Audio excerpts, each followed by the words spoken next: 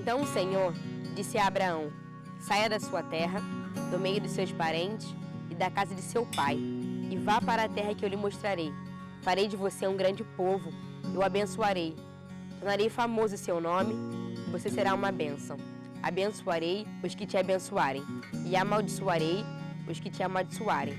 E por meio de você, todos os povos da terra serão abençoados. Eu sempre tive uma vida tranquila com meus pais, sempre fui muito amada. Eu não tive problema com rejeição, né? Eu não tive problema com bebida, nem com nenhum tipo de vício. Sempre fui estudiosa, sempre fui muito tranquila. Então, quando eu comecei a tentar caminhar, veio aqueles questionamentos, né?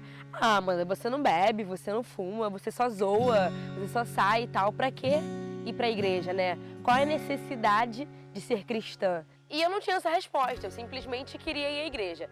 Eu nunca fui contra a religião nem contra a igreja, eu sempre tive uma frequência boa, mas assim, nenhum compromisso sério.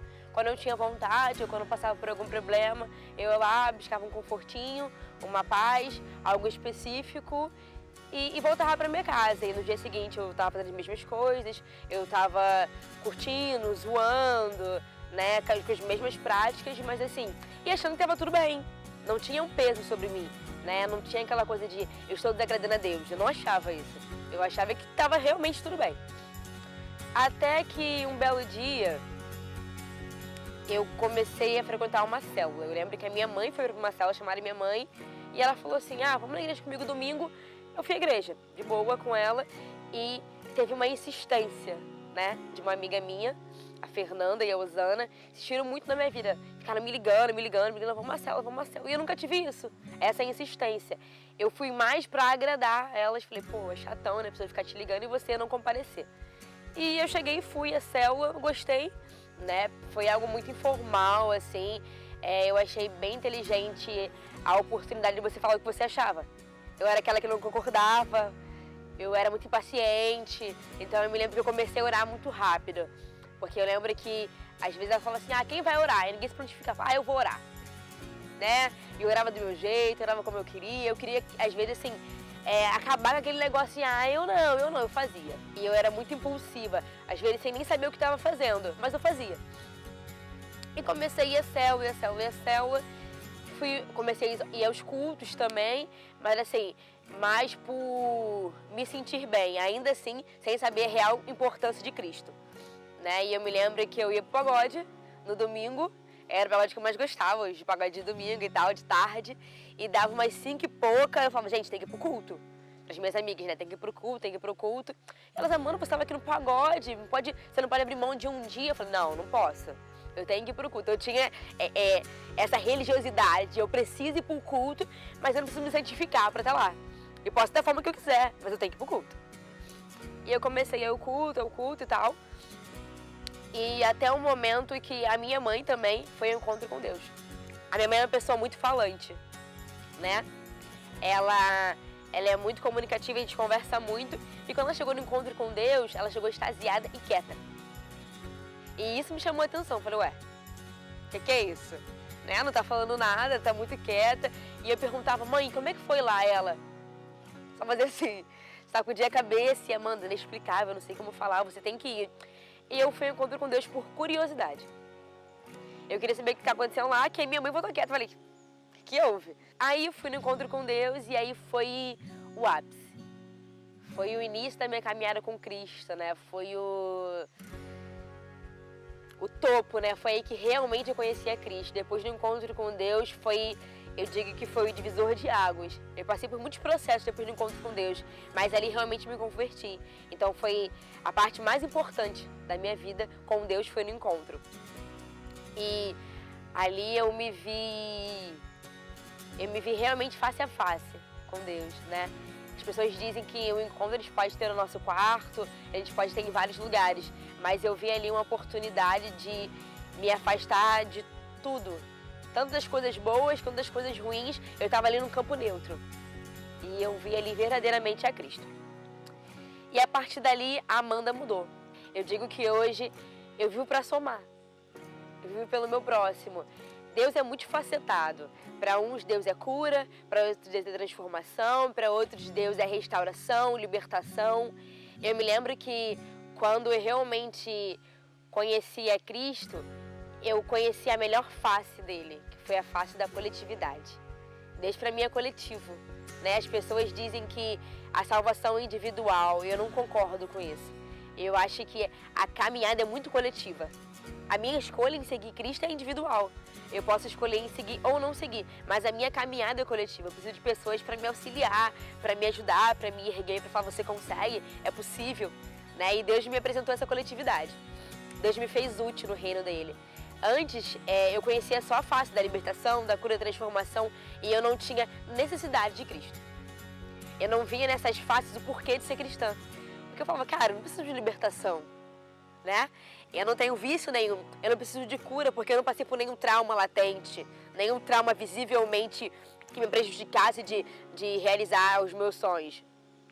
Eu não precisava de nenhuma restituição, porque eu também não tinha participado de nenhuma separação. Eu precisava realmente de me sentir útil, de fazer pelo próximo. E quando eu conheci Cristo, Ele me mostrou essa face dele, de não, você tem necessidade de mim sim, e a minha necessidade maior é essa, de ser útil. Eu me lembro que quando eu me batizei, o meu tio falou pra mim assim, tá na hora das pessoas verem outra Amanda, tá na hora das pessoas conhecerem a Amanda além daquela que samba. Né? As pessoas me conheciam como aquela que sambava. Né? Eu sempre fui muito alegre, onde tinha festa, eu sambava. Eu lembro que na minha escola, eu era muito novinha, às vezes tinha festa junina, eu sambava. Era muito louco, porque assim, chamava lá, não, agora a Amanda vai sambar, na festa junina, né? Porque eu tinha muito isso. E foi muito colocado na minha cabeça a questão do samba, a ponto de eu querer ser globeleza. Quando eu conheci a Deus, eu comecei a ter sonhos coletivos também. Né? Eu comecei a ver que os meus sonhos não paravam em mim. Eu comecei a conhecer representatividade, muito mais do que representatividade como negra, muito mais do que representatividade como mulher, mas a representatividade em família. Eu comecei a entender que os meus sonhos não paravam em mim, que os meus sonhos tinham continuidade. Não só na minha vida, mas na minha família, na minha célula, no meu ministério. Os meus sonhos, que eu comecei a conquistar, começaram a ser isso. A minha faculdade foi isso, né? Antes de Cristo, minha faculdade seria só uma faculdade, né? Foi tudo muito vindo de Deus, a minha faculdade, mas ainda assim seria só uma faculdade. Mas depois de conhecer Cristo, depois de realmente ter uma intimidade com Ele, a minha faculdade foi algo da coletividade, porque aí eu entendi que não parava em mim. Era uma continuidade porque era uma quebra na minha família, né? Alguém se formou, né? Alguém rompeu, alguém conquistou. Então, a partir daí, as pessoas, os meus familiares podiam acreditar que não era tão difícil se formar, né? Quando eu comprei o primeiro carro, as pessoas podiam começar a acreditar que não era tão difícil conquistar um carro, porque a Amanda comprou e a Amanda vivia no mesmo ciclo que todo mundo. A Amanda, às vezes, tinha uma oportunidade maior? Tinha, mas não fugia tanto da realidade deles. E aí Deus começou a me usar para a coletividade dentro do ministério. Hoje eu sou líder de teatro. Há uns 4 anos o Senhor tem me... Fazer 5 anos, 4 não, mas fazer 5 anos, 4 anos e pouco. Que o Senhor tem me levado à coletividade e tem me feito fazer pelo outro, porque o teatro é pelo outro. O teatro, ele faz aquele trabalho sujo e ele dá clareza àquilo que você não vê. De repente você até entende de forma muito distante, mas o teatro te dá uma claridade, o teatro te mostra aquilo que de repente você não tinha a total dimensão do que era. Ainda mais o teatro cristão. E a célula me fez conhecer o perdão, a célula me fez conhecer a cura, a libertação, a restituição, uma total coletividade, porque quando uma é curada, todo mundo recebe cura, porque a pessoa percebe, cara, ela conseguiu ser curada. Eu recebo cura às vezes de um trauma que é menor, sabe? Aí eu comecei a viver a coletividade. Hoje Deus me permitiu, naquele mesmo encontro onde eu me converti, fazer a primeira palestra. E como eu disse, Deus é multifacetado. Então, e a minha palestra fala sobre a face de Deus. Fala sobre transformação, fala você ser algo e quando Deus chega na sua vida você vira outra coisa. Né? A minha palestra fala sobre Jacó, sobre o encontro com Deus, aquela pessoa que era Jacó e virou Israel. Né? Eu me via como Jacó e Israel também. Eu acho que todo mundo tem um pouquinho de transformação, mas cada um era um Jacó. o meu Jacó era um Jacó inútil, né? E o meu Israel é o Israel que vive para somar, vive pelo próximo. Tem uma música que diz que sejamos a manifestação da glória de Deus. E eu achava muito inatingível até dar o meu testemunho. E eu vi que não é tão distante, né? É possível que ser a glória de Deus talvez seja fazer pelo próximo. Eu lembro que as pessoas dizem, ou você entra pela dor, ou você entra pelo amor na igreja do Senhor. E eu entrei pelo amor, eu tive essa oportunidade de entrar por amor. Eu sou apaixonada por Cristo, eu sou apaixonada pelo que Ele me fez, eu sou apaixonada pela face que Ele se apresentou a mim. É isso.